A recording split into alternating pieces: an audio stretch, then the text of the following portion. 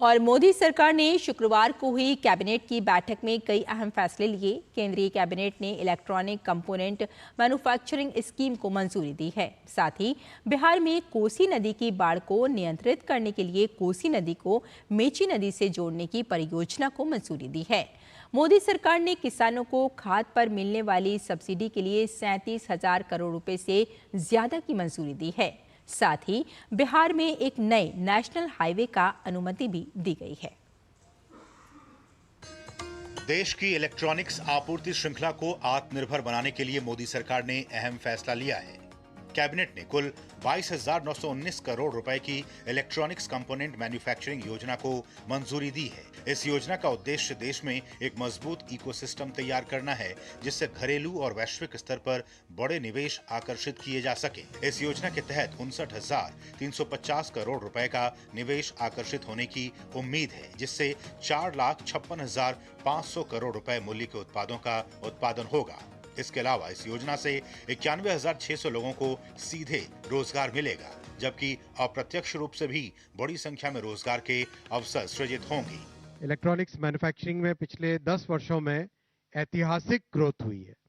ये ऐतिहासिक ग्रोथ अगर आप नंबर्स में देखना चाहें, प्रोडक्शन 10 वर्षों में 5 गुना बढ़ा है, 5 टाइम्स, 17% CAGR। एक्सपोर्ट बढ़ा है 6 गुना।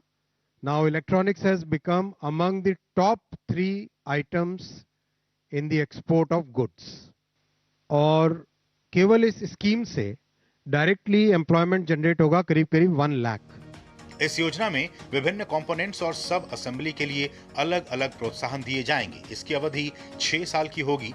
इसके साथ ही एक अन्य अहम फैसले में कैबिनेट ने खरीफ फसलों 2025 के लिए उर्वरकों पर पोषक तत्व आधारित सब्सिडी दरों को मंजूरी दे दी है। किसानों को उचित दरों पर उर्वरक उपलब्ध कराने के लिए खरीफ 2025 के लिए कुल 37,216 करोड़ रुपए से अधिक की सब्सिडी दी जाएगी।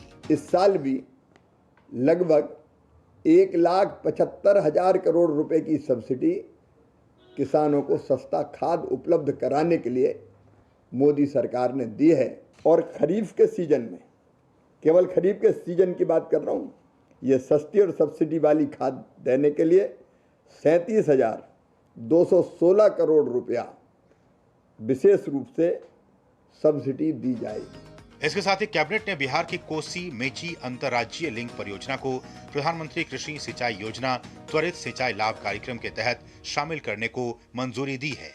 इस परियोजना की अनुमानित लागत 6,282 करोड़ रुपए से अधिक है। इसके जरिए खरीफ सीजन में 2 लाख हेक्टेयर से अधिक क्षेत्र में अतिरिक्त सिंचाई सुविधाएं मुहैया हो जाएगी। लिंक परियोजना से बिहार के अररिया, पूर्णिया, किशनगंज और कटिहार जिलों में किसानों को फायदा मिलेगा। बड़े प्रोजेक्ट पे आता हूँ, बिहार में है हाईवे का प्रोजेक्ट है। ये प्रोजेक्ट है पटना से सासाराम, आरा होते हुए सासाराम को जोड़ने वाला प्रोजेक्ट। खास बात है, जो बहुत इंटरेस्टिंग पॉइंट है, वो ये है कि 5 नेशनल हाईवेज और 4 स्टेट हाईवेज को ये जोड़ता है। तो इमेजिन कितनी बड़ी ये आर्टरी की तरह बिहेव करेगा ये project. This will significantly reduce congestion. Project 2 phases में होगा। कैबिनेट में केंद्रीय कर्मचारियों और पेंशनर्स के महंगाई भत्ते में 2% की बढ़त की है। ये बढ़त 1 जनवरी 2025 से लागू होगी। इस बढ़त के साथ अब केंद्रीय कर्मियों का महंगाई भत्ता 55% हो गया है। इस फैसले से 6,614 करोड़ रुपए का अतिरिक्त बोझ सरकार को उठाना पड़ेगा। शैलेंद्र मिश्र के साथ ब्यूरो रिपोर्ट, DD न्यूज।